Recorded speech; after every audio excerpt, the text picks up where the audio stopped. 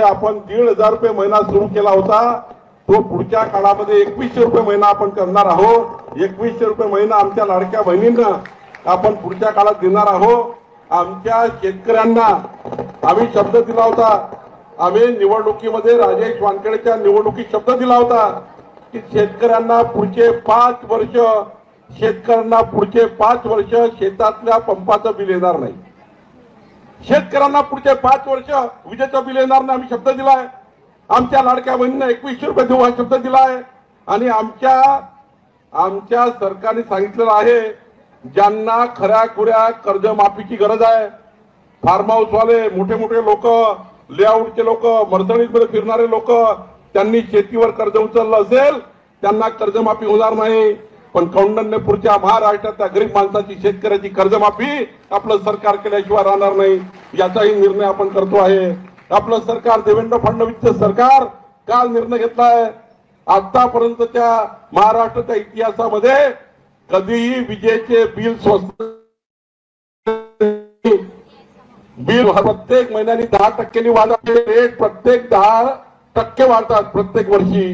पण माननीय देवेंद्रजींनी काल निर्णय घेतलेला आहे, आत्ताचा रेट 8 रुपये 10 पैसे आहे, पुढच्या 5 वर्षांनी जर ऍव्हरेज केलं तो 11 रुपये 20 पैसे झाला पाहिजे।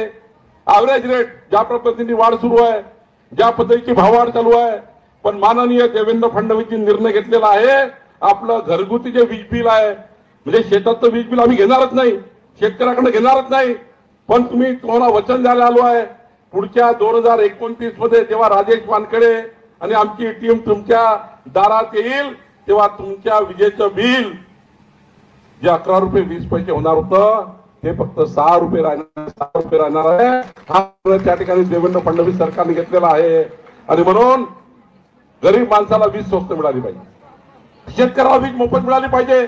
आमचं सरकार निर्णय घेत आहे, मी निर्णय घेतोय, मी सर्वात जास्त पैसा कुणाला देणार आहे तर या अमरावती जिल्ह्याच्या पांदन रस्त्याला देणार आहे। या जिल्ह्याचे संपूर्ण पांदन रस्ते चांगले झाले पाहिजे, शेतकऱ्याच्या शेतात जाण्याचा रस्ता हा चांगला असला पाहिजे, शेतकऱ्याला पुराला। निश्चितपणे आमचं सरकार, आमचं देवेंद्र फडणवीसजीचं सरकार या ठिकाणी निश्चितपणे लक्ष टाकेल आणि जे काही विकास आराखडे या ठिकाणी संकल्पित केले गेले आहे त्या विकास आराखड्यावर सुद्धा आपलं सरकार काम करेल, आमचं सरकार काम करेल।